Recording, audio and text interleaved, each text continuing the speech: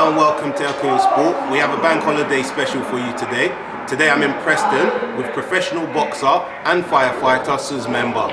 Hello and welcome, Suz. Nice to meet you. How are you? Suz, we just want to start off by just getting a bit of background information about yourself and brief summary of your boxing career, so you can share with us then. Well, my name's Suz Member.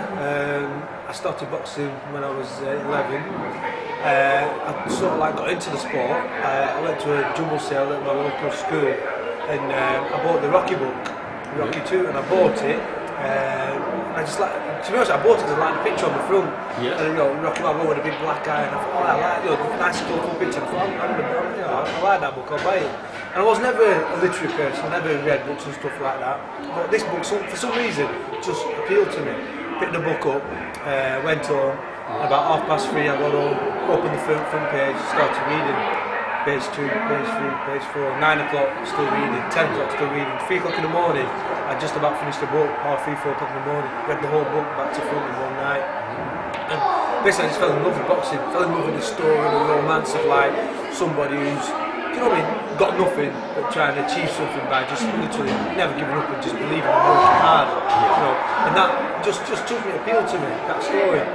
And a few days later a friend of mine, just by, again, all coincidental, a friend of mine came past my house with a sports bag one night after school, and I said, where are you going? He said, I'm going to the boxing gym. And I said, alright. I said, then I just thought, you know what, I'll come with you. And I read this book and I thought, I'll come and have a look. And then, like I say, I went to the gym, started training, Preston Amateur Boxing Club.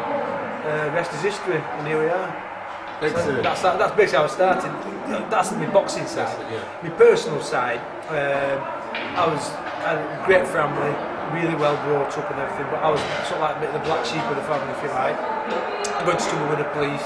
I did a lot of things that I shouldn't have done, peer pressure, you know, always trying to be the big I am, be the one that, you know, looking back now, I was the stupid one, the one that thought it was clever to be the one getting into trouble, the one that's sort of like being profiled out by somebody. I thought that was good. And at times I was thinking people was laughing with me.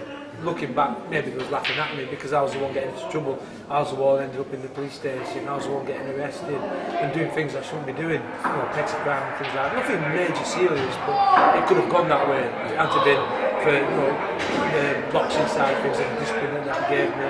And I turned things around when I was 15, 16. Got a bit more into boxing, a bit more into my work, if you like, and other things. And like I say, I've gone from strength to strength. Great. It's good that you touched upon the subjects of discipline and peer pressure, because today we really want to echo some sport today. We really want to hit on our values, which of course is to educate, inspire and encourage, not just young people but people through sport. I've had a few young people asking me a few questions and they want to know about a few dynamics in life, how you would handle them or if you've been through them yourself. So I've just got a little list here. I'm going to just read them out. Like I said, I'm going to do something different. Read them out. Then after you can just speak about them and see how it relates to you. So one at a time, whichever way you want to do it. So I've got here peer pressure, criticism, discrimination, doubters. Let's start with that. The first one, peer pressure. It's important that because sometimes the best way I can explain peer pressure is how I've understood it and how I've sort of like, not combat it, but work with it. What you can understand is this, if your peers, if anybody doesn't understand, for a lot of time I used to sort of say, peer pressure, pretend I knew what it meant. And I think peer pressure to a lot of people doesn't mean more diddly. What peer pressure means is your friends, the group of people that you surround yourself with, they're your peers. Like, you know, your friends at school, your friends in the street, they're your peers. Do you understand what I mean? Now, peer pressure is then what them people do to you to make you do things. Now, the way I look at it is this: if you've got a best friend, and that best friend is asking you to do something that's not good, how much of a good friend is he to you to make you want to do it? So you've got to ask yourself this: if he's a good friend, he wouldn't be encouraging you to do something bad. So then you've got to then distinguish the difference between a good friend that's genuinely interested in your welfare, or a good friend who just wants to look good because he's trying to make you do something, you know, to make him look good because you're going to do something bad. So you've got to do is you've got to turn that on its head and say to yourself, right, a good friend is somebody that's going to encourage me to do good. But somebody who's not a real friend, there's a difference there. The real friend is somebody that will encourage you to do good all the time, not just do bad to make him look good and you look silly. So that's my idea of peer pressure. Now, what was the other one? Criticism. Criticism. Now, listen, everybody's criticised, and it's quite simple. when people aren't the best, I'll talk about myself in every instance, right? If I'm not being criticised, the worst thing for me, not being criticised, yeah, is when they ignore you. Do you understand what I mean? So when they're criticising you, they're not ignoring you, they're looking at you. The good thing is if they're looking at you, you're doing something right. If you're doing something right, then criticism comes with that. Because there's always going to be somebody who looks on the negative of whatever you do. So when somebody's criticising you, it means you've touched a nerve on them, you've made a mark, and you've made an issue with that person, so that's always a positive. So yeah, criticism, take it on board, take it, never let it pull you down, but let it sort of like empower you to do better. Use that as the power to say, well, if you're going to criticise me, I'll tell you I'm going to do better. So not that you'll even criticise no more, but I'll do better as well while you criticise me, and use that as the power to take yourself further. Okay. The next one, we can link it into a few of the others. Discrimination, social exclusion and stereotyping, we can fit that into Yeah, well, to be honest with you, discrimination, we all discriminate, let's be honest. I do, everyone does. So I'm not for what's going to say.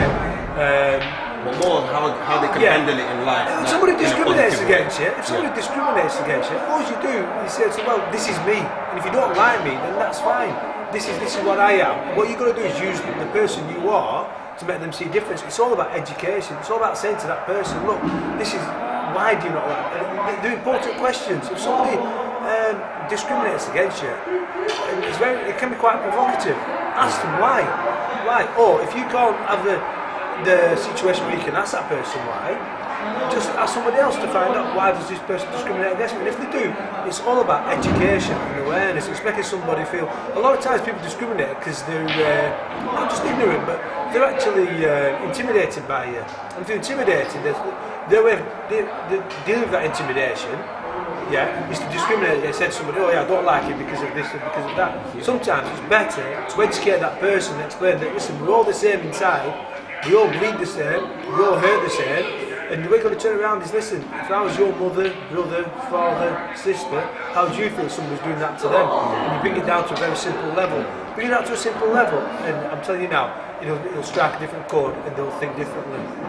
Okay, great. And finally, the last few ones is bullying and betrayal, lack of trust. Having trusted someone and then they've let you down in something.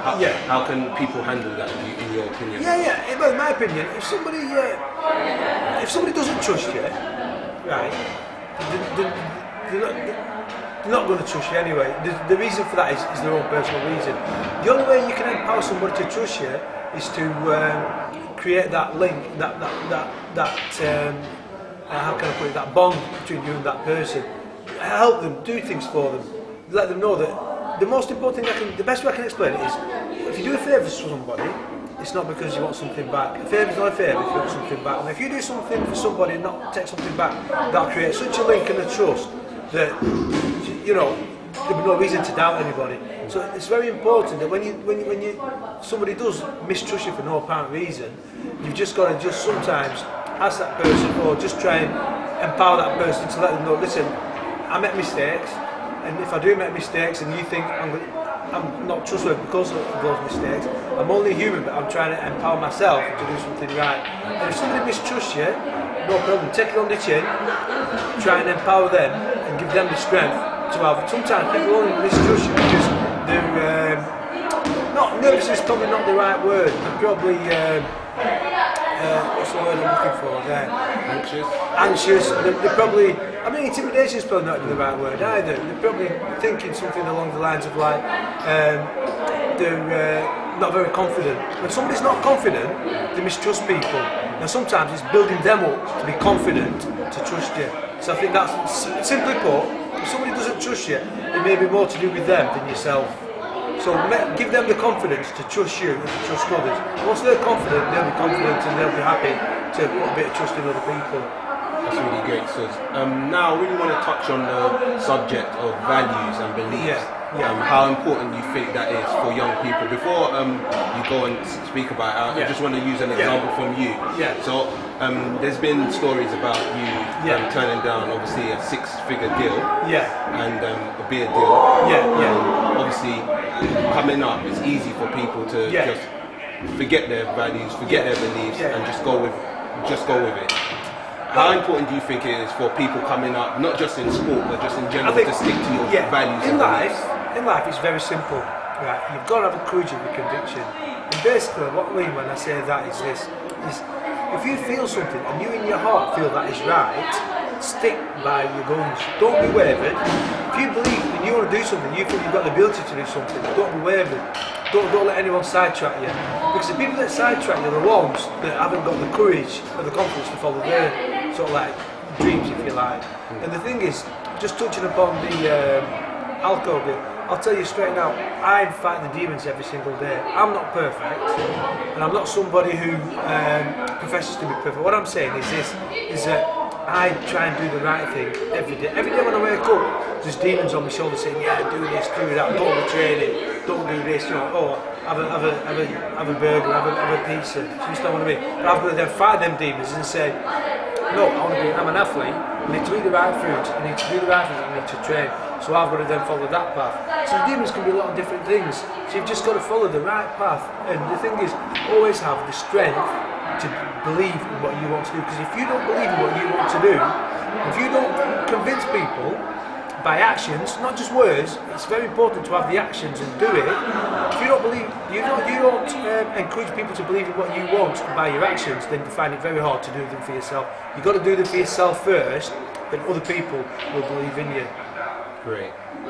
That's excellent. So, is there any final comments that you want to give us now, just to wrap things up in terms of any advice for anyone coming up? No, to be honest with you, I won't for one second say to anybody that I'm something special or I'm the big guy I am. Listen, I get criticised every single day. Regardless of how many people follow you on Twitter, how many people follow you on Facebook and this, that and the other, on the social networks. Listen, as long as you're true to yourself, and you try and do the right things, and that's the important word, try. Nobody's perfect, me least of all. So you've just got to do the right thing as often as you can, and as much as you can. As long as you can be true to yourself and say, listen, every single day I'm battling my demons to do the right thing, then you're going on the right path. Don't listen to people that waver you and try and take you on a different path. You've got to follow the path that you want for yourself and in your life. And as long as you've got a positive mind, and you fight for what you want, the only time you won't achieve what you want is if you stop trying. So don't ever stop trying and just be positive and look forward. And be a role model, be the first. I don't want to be the first, second, no, the next Muhammad Ali. I don't want to be the next Sugar Ray Leonard or Ricky Hatton. I want to be the first Suz Member. I want to be the first to do it my way. Understand? There's more than one way to skin a cat. And always remember that. And if you, whichever way, there's many, let me put it this way, there's many paths. Do you know what I mean? There's many routes to a mountain. You just got to pick one that's right for you. Simple as that. It's been a pleasure, Suz. Thank you very much. Thank you for your time. For more information about Suz Member, you can follow him on Twitter, which is @SuzMember, and you can also log on to his website, which is suzmember.com. Thank you very much, and never stop trying.